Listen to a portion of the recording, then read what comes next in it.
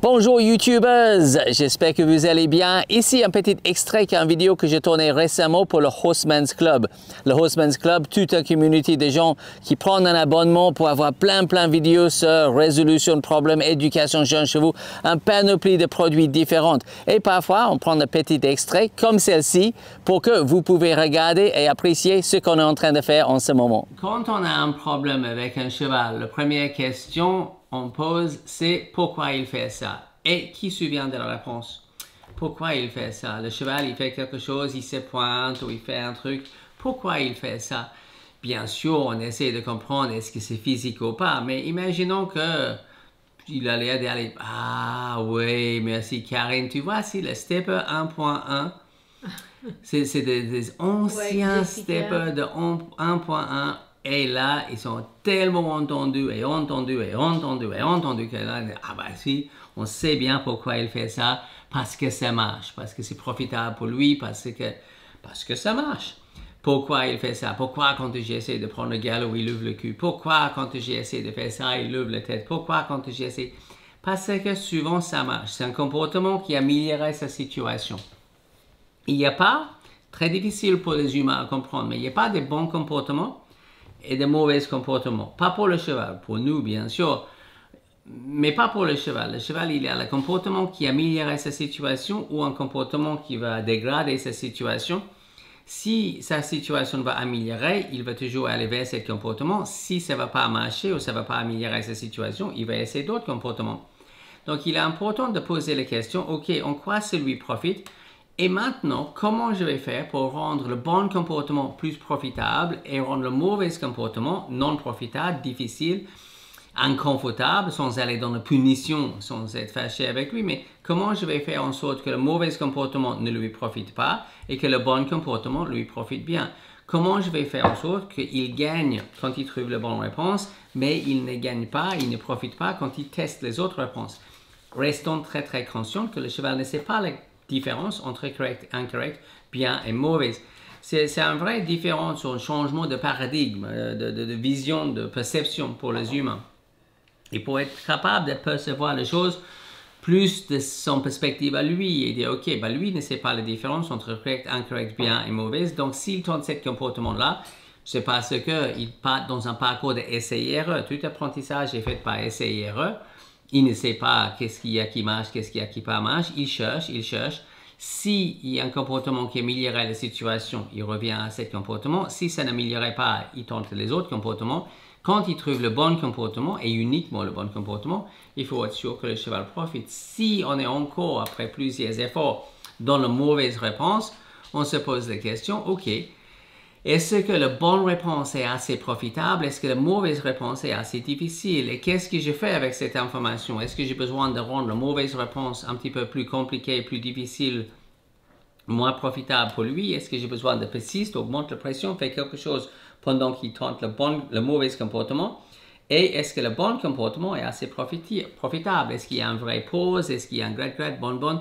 Est-ce qu'il profite assez sans forcément un renforcement positif? Ça peut tout à fait être un renforcement négatif. Il teste, il essaye. Et quand il teste le bon comportement, toute pression s'arrête. Il trouve le bouton d'arrêt chez l'humain. C'est l'objectif de tout chevaux. Ah, j'ai trouvé le truc qui me rend confortable. C'est une grande motivation pour un cheval, être confortable. Pas forcément avoir le bonus. Le bonus peut être un bonus. Mais juste être confortable. Que toute la pression, la demande, l'action, l'embêtement s'arrête. Est-ce qu'il profite assez de la bonne réponse? Est-ce que la mauvaise réponse est assez difficile? Est-ce que la bonne réponse est assez profitable? Et est-ce que je suis consciente de ne jamais renforcer la mauvaise chose et toujours renforcer la bonne chose pour que le cheval sait, ok, ce comportement fonctionne, ce comportement ne fonctionne pas. Donc, comme je disais, pose la bonne question. Est-ce que la bonne réponse est assez profitable? Est-ce que la mauvaise réponse est assez difficile? Donc, réfléchir sur ces choses-là, parce que j'ai regardé certaines de vos questions ce soir, et je me suis dit, oui, retourner sur la base et dire, ok, analyse la question correctement. Parfois, vous dites, là, il est un petit peu irrespectueux. Fais attention à ça. Je pense que c'est important quand on va évoluer, quand on va lever notre niveau de conscience, de faire attention aux différents mots qu'on utilise. Le mot comme irrespectueux et tout ça, C'est plutôt mal éduqué. Et est-ce que c'est important? Oui, parce que pendant qu'on dit que le cheval est irrespectueux, on met le faute sur le cheval. Quand on dit qu'il est mal éduqué, on accepte qu'on est responsable pour son éducation. Et c'est important d'avoir cette conscience et cette acceptation. Le cheval est peu probable qu'il peut être irrespectueux. Il ne sait pas qu'est-ce que c'est la notion de respect inter-espèces. Intra-espèces, oui, il y a toute une hiérarchie et autre chose. Mais il n'y a pas vraiment cette notion qui, dans l'absence de toute science, a toujours existé. On comprend que dans l'absence de science, il y a toujours des croyances, mais c'est quand même une notion de croyance. Il n'y a pas vraiment un niveau de respect et un niveau d'éducation.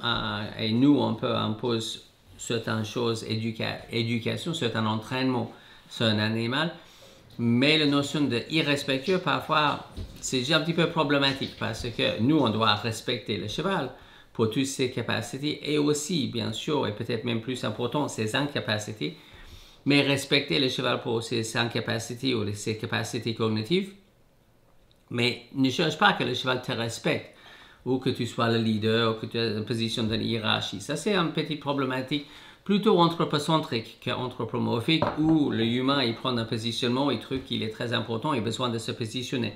Pour le cheval, il n'a pas besoin de mettre l'humain sur une position. Il dit simplement qu'avec cette stimulus, cette chose dans mon environnement, ça, il y a des différentes informations qui arrivent et avec ça, je peux améliorer ma situation et que l'humain devient quelque chose de gérable et compréhensible. Et après, il y a un dialogue qui s'entre entre les deux. Mais ce n'est pas exactement comme on imagine souvent dans les anthropomorphismes qui étaient inventés, évidemment, dans l'absence de toute science.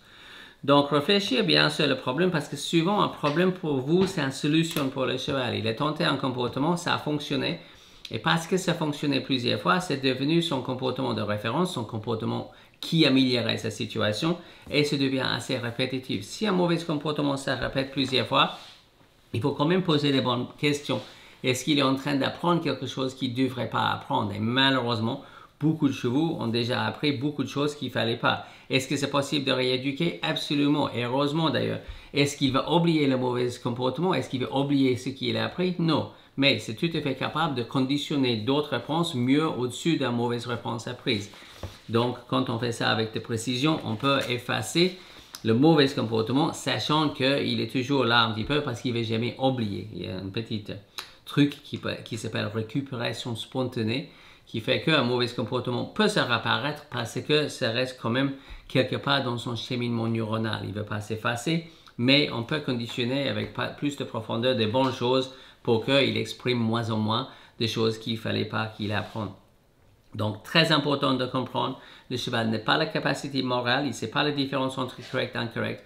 Son apprentissage est fait de manière associative par essai et erreur, donc il teste différents comportements. Fait attention que le bon comportement lui profite bien, que le mauvais comportement ne lui profite pas, excepte bien sûr qu'il ne sait pas la différence entre bien et mauvais, correct et incorrect, mais quand il trouve le comportement qui fonctionne, il va exprimer ça. Quand il teste d'autres comportements qu'on ne veut pas, fait attention qu'il ne profite pas.